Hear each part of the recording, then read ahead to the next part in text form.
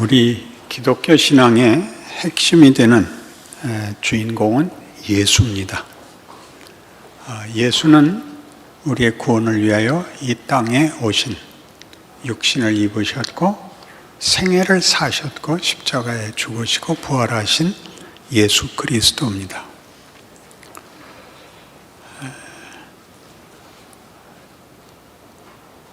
기독교가 말하는 구원이 이런 우리의 예상과 달리 복잡한, 또는 우리로서는 선뜻 납득이 되지 않는 방법을 택한 이유는 무엇일까요? 그리고 예수를 믿고 난 후에도 신앙생활이 우리의 기대와 다른 것은 무슨 이유일까요? 이것은 히브리서의 가장 중요한 주제가 됩니다.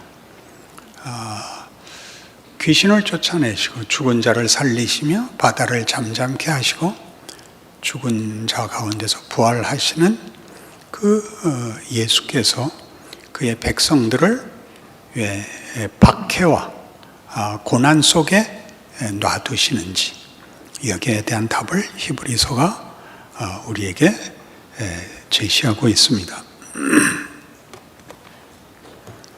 구원이란 물론 우리가 금방 이해할 수 있는 여러 가지 예상되는 답을 갖고 있는 것이 사실입니다.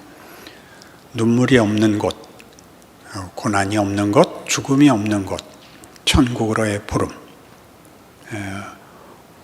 우리라는 존재의 기쁨과 자랑과 감사가 되는 그런 자리로의 부름, 이런 것들이 구원입니다.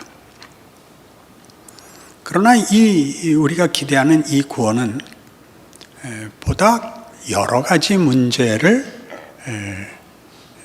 풀어야 되는, 간단하지 않은, 단순하지 않은 깊이와 무게를 가지고 있습니다. 베드로의 고백, 마태복음 16장에 나오는 예수님의 이 질문, 너희는 나를 누구라 하느냐? 라고 할 때에 베드로가 한 이 고백, 주는 그리스도시요 살아계신 하나님의 아들이십니다 라는 이 고백은 그리스도의 신성을 말합니까? 그리스도의 인성을 말합니까? 맨 앞에 앉은 반장 대답해 보십시오. 신성을 말합니다. 네, 그렇습니다. 신성을 가진 하나님이 굳이 베드로에게 내가 누구냐라고 묻는다는 건 무슨 뜻일까요? 하나님 같아 보이지 않는 조건 속에 있기 때문입니다. 인간으로 오셔서 분명히 먹고 주무시고 힘들어 하시고 걸으시는 한 인간이 물은 질문에 대한 답이기 때문에 그 고백이 중요시 되는 것입니다. 그는 분명히 사람인데 그 질문을 하고 그 질문에 당신은 하나님이십니다 라는 고백을 성경이 굳이 남겨놓고 있는 것입니다. 그러니까 예수님의 인성과 신성, 이렇게 들어가는 것은 이제 학문적이고 전문적일 때 그렇게 질문이 이어지는 것이고, 우리가 해야 할 마땅한 질문은 도대체 신이 인간으로 올 필요가 뭐가 있느냐, 이렇게 물어야 맞습니다. 신이면 모든 문제를 해결할 수 있을 것 아니냐? 그래야죠. 굳이 인간이 돼서 들어와서 무슨 문제를 그냥 명령하고 창조, 부활, 전능, 기적, 얼마든지 하실 수 있는 신이 구차하게 인간이 돼서 들어오셔서 구원을 얘기하고 복음을 얘기한다는 것은 어찌 보면 불필요한 얘기가 되지 않겠습니까? 이렇게 성경은 우리에게 질문하고 도전하는 것입니다. 왜 죽음을 이긴 모든 권세를 가진 신이 우리를 불렀는데 아직도 고난이 있어야 되고 아직도 비명이 있어야 되는가? 이렇게 묻고 있고, 성경은 이미 그 답을 다 했다. 그런데 우리가 못 알아듣고 있는 셈인 것입니다. 하나님께서 인간을 찾아오시고 인간에게 구원을 베푸셔야 했던 중요한 이유를 로마서 3장에서 이렇게 얘기합니다. 한번 찾아가시죠. 로마서 3장 23절에는 인간이 죄인이 되었기 때문에 구원이 필요하다라고 얘기하는데 여러 번 인용했으니까 이제 기억하실 겁니다. 모든 사람이 죄를 범하였음에 하나님의 영광에 이르지 못했다. 이게 죄입니다. 하나님이 우리에게 목적한 뜻을 둔 창조의 자리, 영광의 자리에 가지 못했다. 죄를 지어서. 여기서 죄라는 건 영광에 미흡한 것을 얘기하지 도덕성을 중요한 핵심으로 짚는 게 아닙니다. 도덕성은 하나의 증상일 뿐 핵심은 도덕이 아니고 영광입니다.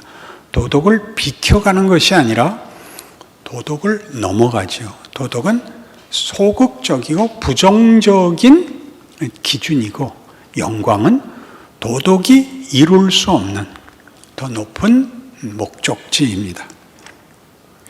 이 영광이 이르지 못한 인간들의 현실이 어떠했느냐를 1장 28절에서는 이렇게 얘기합니다.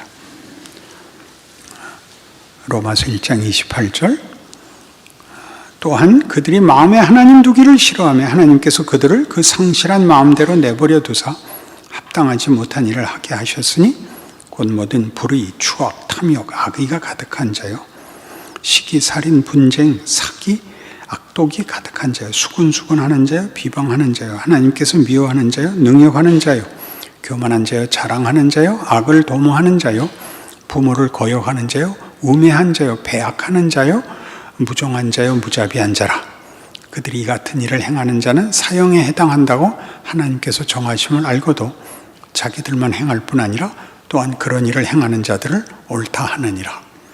그러니까 인류 역사를 통해서 인간들이 자신의 어떤 정체, 실체를 드러난 것은 다 이런 영광에 미흡한 영광과 상당한 거리를 둔 최악의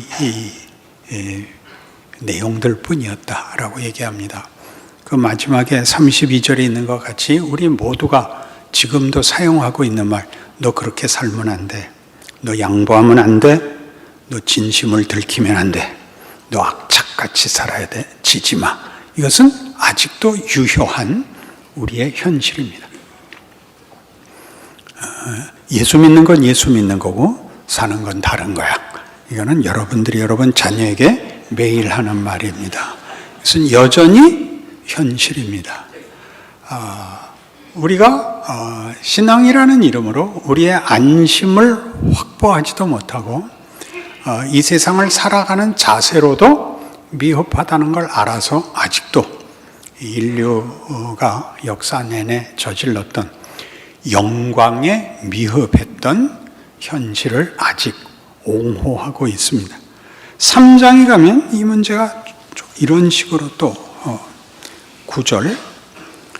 그러면 어떠하냐? 우리는 나으냐? 결코 아니라 유대인이나 헬라인이나 다 죄 아래 있다고 우리가 이미 선언하였느니라. 기록된 바 의인은 없나니 하나도 없으며 깨닫는 자도 없고 하나님을 찾는 자도 없고 다 치우쳐 함께 무익하게 되고 선을 행하는 자는 없나니 하나도 없도다. 그들의 목구멍은 열린 무덤이요 그 혀로는 속임을 일삼으며 그 입술에는 독사의 독이 있고 그 입에는 저주와 악독이 가득하고 그 발은 피 흘리는데 빠른지라. 파멸과 고생이 그 길에 있어 평강의 길을 알지 못하였고 그들의 눈앞에 하나님을 두려워함이 없느니라. 하나님을 떠나 죄 가운데 빠진 인생의 현실입니다. 기독교가 하나님이라는 이름을 내세워서 자기네들의 종교적 주장을 보편적 진리인 양 얘기한다. 그렇게 하는 건 아무래도 좋습니다. 그러나 이 진단은 정확합니다. 우리 중에 의인은 없고 우리는 악밖에 선택의 여지가 없는 존재인 것은 인문학이 내린 결론이기도 합니다. 인문학이란 인류의 정체와 가치와 운명을 연구하는 학문이죠.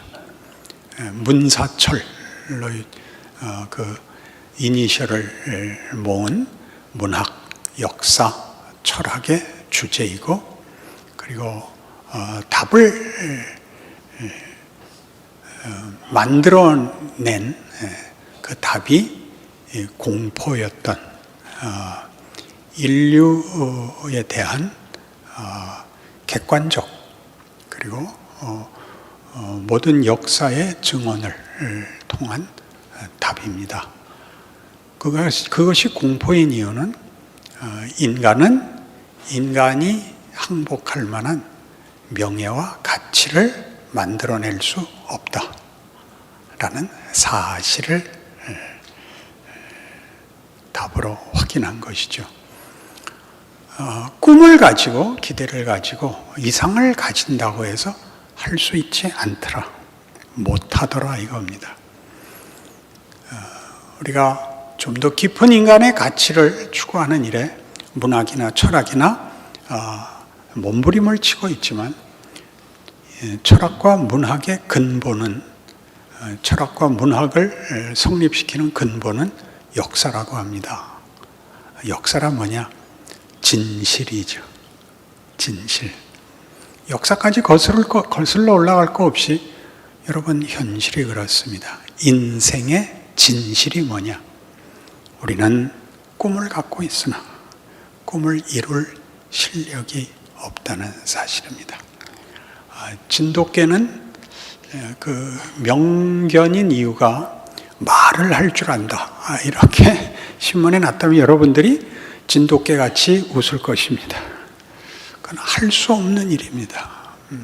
세파트도 못했고, 도베르만도 못했고, 콜리도 못했습니다. 그건 인간만이 할 수 있는 것이고, 그들의 말이 있다.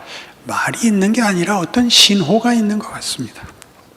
말을 하지 못하며 사색하지 못합니다. 우리는 사색하고 말을 하나, 우리는 말하자면 인간의 영광을 만들어내는 일에 실패합니다. 그러니까 인간이 인간의 가치와 영광을 만들어내기 위하여 인간에게 요구되는 본문, 즉 영광과 이상을 실체화해야 되는 것이 뭐냐, 여러분? 이 인간이라는 존재가 그의 인생에 걸쳐서 본문을 만들어내야 됩니다. 이 본문이라는 말을 하려고 이렇게 길게 했습니다. 그러니 아까 우리 서두에 질문한 것처럼 하나님이 우리에게 구원을 베풀고 우리에게 호의를 갖고 있다면 신적 능력을 발휘하면 되는 것이지, 구차하게 인간이 되어서 쫓아 들어올 필요가 뭐가 있느냐 하는 것이죠. 아주 쉽게 인간을 심판하고 쓸어버리고 새로 만들면 되지 않느냐, 이게 제일 쉽습니다.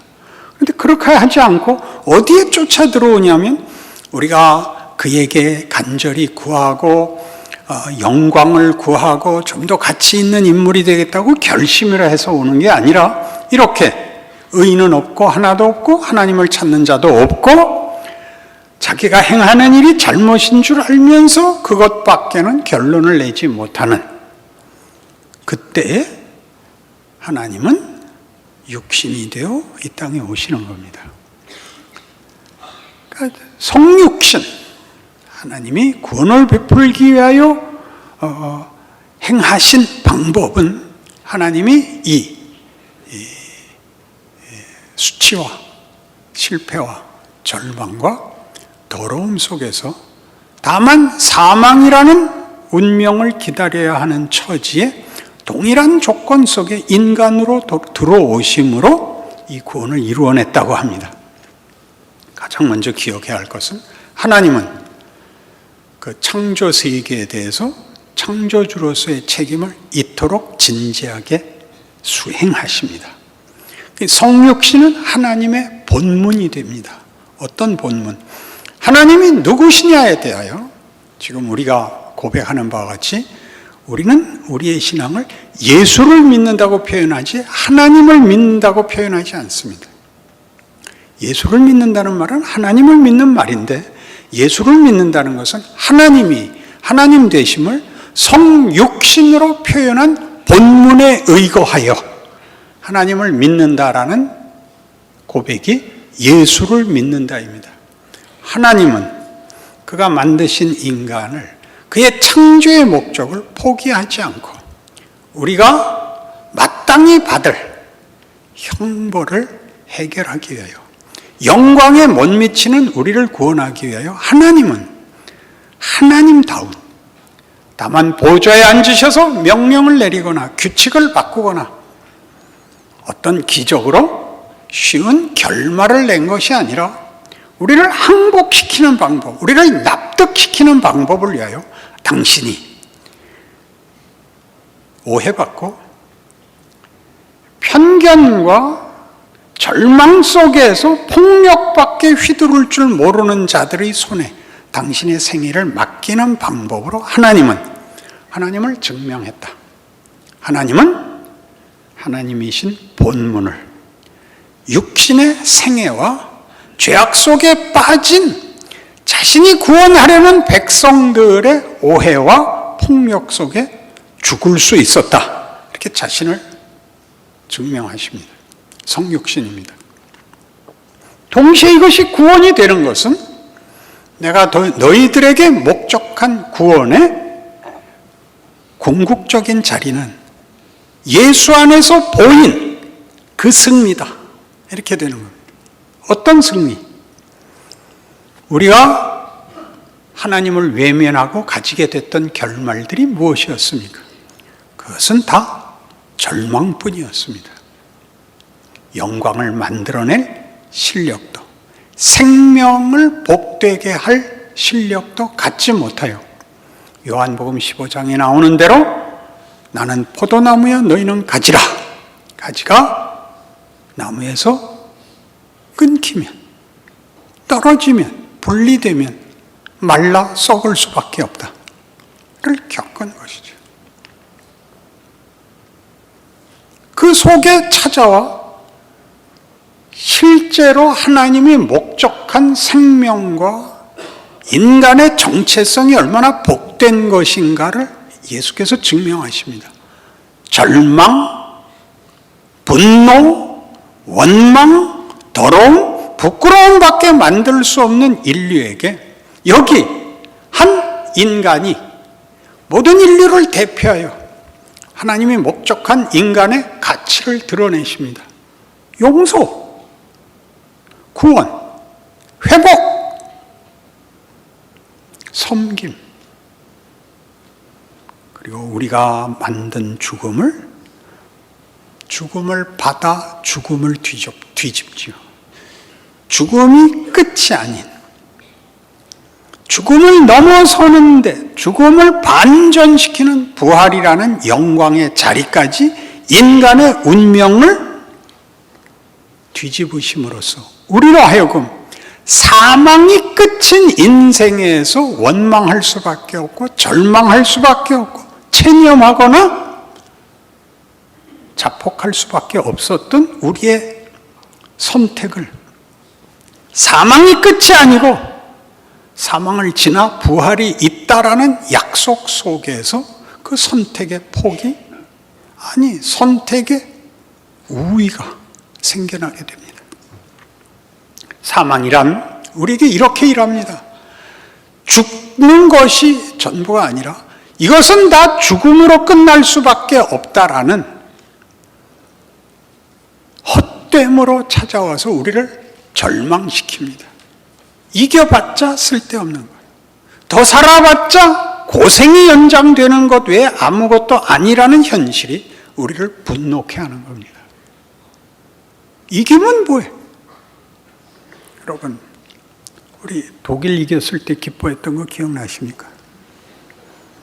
잘했어, 독일을 이기다니. 그럼 우리 금방 이 말을 옆에서 받아칠 수 있습니다. 이긴 뭐해? 16강을 갔어? 독일 놈들이 와서 무릎을 꿇었어. 무슨 이득이 있어? 우리 모두가 알고 있잖아요. 어떤 승리도 헛되다는 걸. 아시아 금메달 땄습니다. 그럼 우리 금방 그래요. 해서 뭐해? 베트남한테 4강전 때 져주지. 이런 얘기들이 나오는 것은 뭐가 더 가치가 있어서가 아닙니다. 이래도 한 세상, 저래도 한 세상이기 때문입니다. 그게 사망이 하는 일입니다. 사망은 우리를 결국은 모든 것이 덧없다는 것을 늘 현실 속에서 고발합니다. 이길 수가 없습니다. 이 절망에서 예수를 믿는다는 말이 가지는 이 구원, 복음이라는 말은 우리가 잘못한 것도 운명적으로는 승리로 가도록 되어 있다고 세상을 바꿨다는데 기독교 신앙이 복음이라고 지칭되는 이유가 있는 것입니다. 우리는 뭘 하고 있죠? 구원을 얻었으나 사망은 여전히 우리 앞에 현실적 대적입니다. 공포의 대상입니다. 우리는 실제로 죽고 실제로 모든 일에서 구원받은 사람다운 증상보다 옛날에 못난 짓 하던 본성이 더 많이 드러나는 인생을 삽니다. 그래서 우리는 신앙생활을 전부 어디에 매달리느냐 하면 하나님 예수를 보내셨고 우리 대신 십자가에 죽게 하셨고 부활시키셨는데 왜 우리 현실은 어렵습니까? 하나님의 대답은 이겁니다. 이 구원은 그 모든 못난 것을 포함하여 뒤집는데 가장 큰 핵심이 있단다. 너에게 아무 생각도 도전도 갈등도 긴장도 없는 상태를 만드는 것이 아니라 너희가 저지른 일들이 후회스러운 것이 어떻게 명예로운 것으로 반전이 될 수 있는가를 너희가 겪고 기회를 가져 너희 스스로 이 약속에 참여하는 선택과 책임과 기회와 명예를 가져라. 이렇게 말하는 것이 기독교가 말하는 신앙 인생입니다. 죽음이 공포로 몰려와서 우리 아까 읽은 대로 우리는 신앙인으로서 제대로 살고 정직하고 겸손했다가는 하루도 버틸 수 없는 현실을 살고 있습니다. 우리가 신앙적으로 살면 세상이 바뀌고 사람들이 나를 다르게 대접하고 그러지 않습니다. 우리는 신앙생활을 할 것인가 말 것인가의 기로에 늘 섭니다. 여러분들이 신앙인답지 않았던 세월, 그럴 수 없었던 실패한 나날들이 일을 합니다. 왜요? 타협하고 잠시 세상이 하자는 대로 해본 것이 그건 결국 아무 소용이 없다는 걸 아는 자리까지 하나님이 여러분에게 허락한 선택의 기회입니다. 여러분의 실력으로 지금 예수님같이 되리라고 생각하지 마십시오. 더더욱 재미있는 것은 예수님같이 굴어도 십자가에 못 박는다는 사실입니다.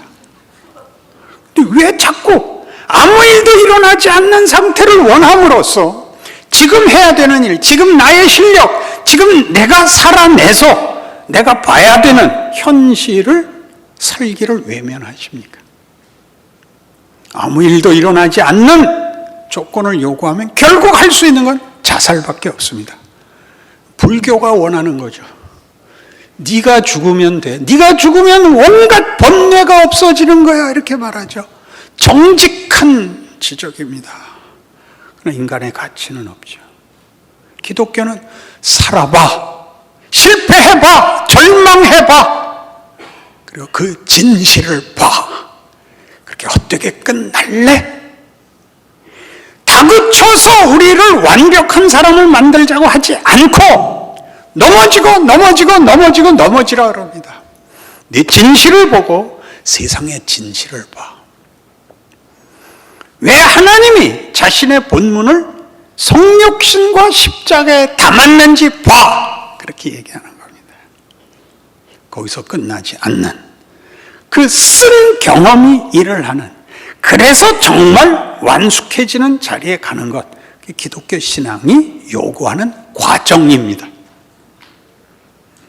여러분의 과거가 후회할 것이 없는 사람은 보통 다 정신 박약합니다.